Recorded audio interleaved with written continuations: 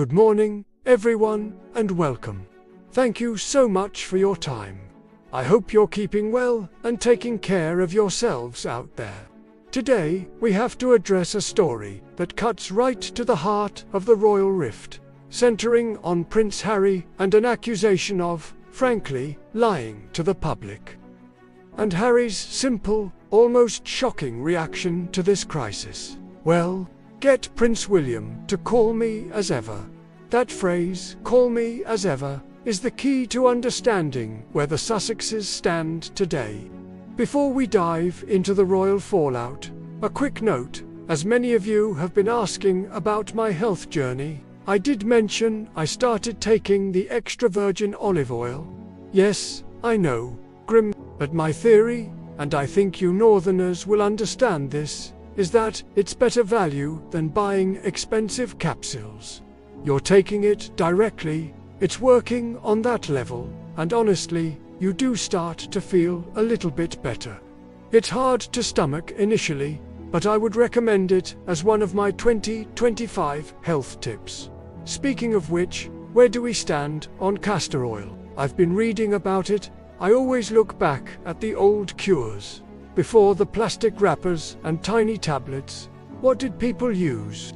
Let me know your thoughts on castor oil and what it's good for.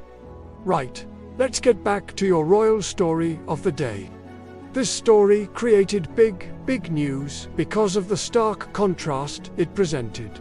Prince William was in Brazil for his major Earthshot initiative. This is a huge deal for him, a multi-million-pound investment to save the planet. He was focused on ensuring the right narrative, a positive, future-focused royal presence.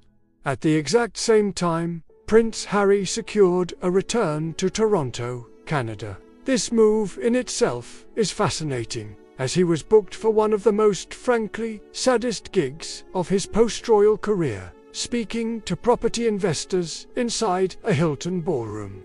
This was clearly a financially driven appearance. It's a pay-to-meet-the-prince type of deal. He can talk about whatever he wants, but the focus is the fee. But here is where the story backfired spectacularly. According to newspaper headlines and palace reports, Harry had secured exclusive permission for this trip. Yet, what was discovered later contradicted that completely. The basic truth is this: His Majesty the King had no idea about this trip. Neither did the Queen, neither did the Prince and Princess of Wales. No senior members, no relevant courts were informed. And this is the problem. This is where the trust, or what little was left of it, is completely fractured. Think for a moment about Prince William and, critically, Princess Catherine. The Princess of Wales is in an incredibly difficult position. She would love to see some semblance of a normal family relationship.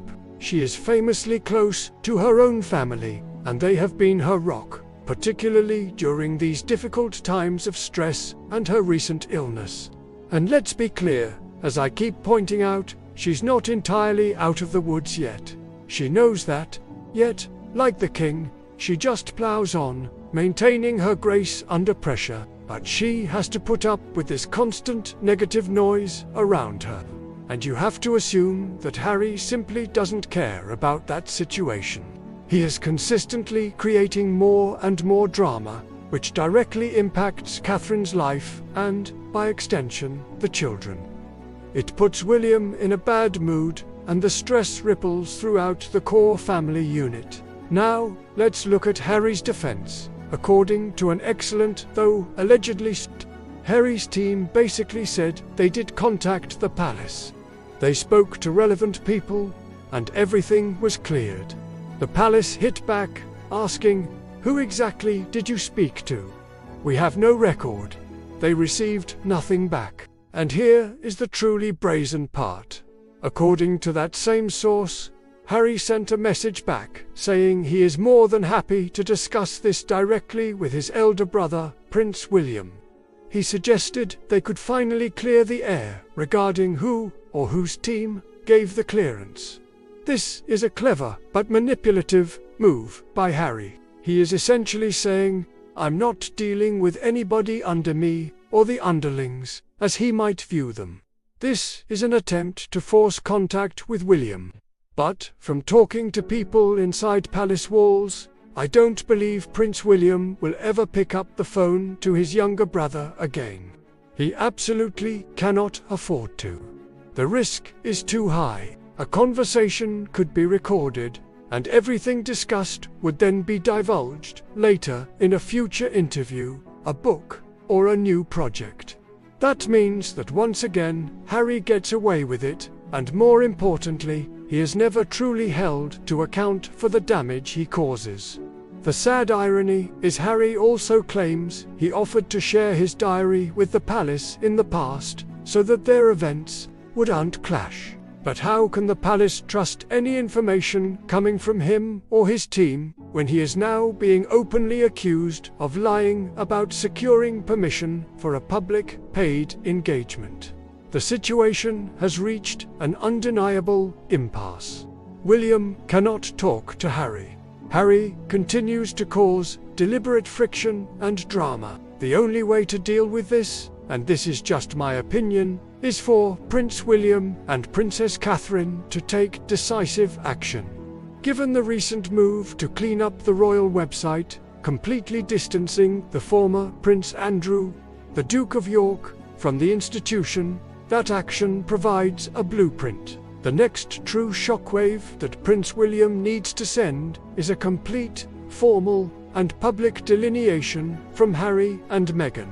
Because, quite frankly, without any consequences, they will simply continue to make his life and his wife's life incredibly difficult. The drama is now being shown right in the heart of London, not just across the ocean. The family must draw a line. The message from Harry is clear. Call me. The message from William's actions is equally clear. No. And in that silence, the royal rift continues to deepen. Thank you for watching. Don't forget to let me know your thoughts on the rift and that castor oil in the comments below.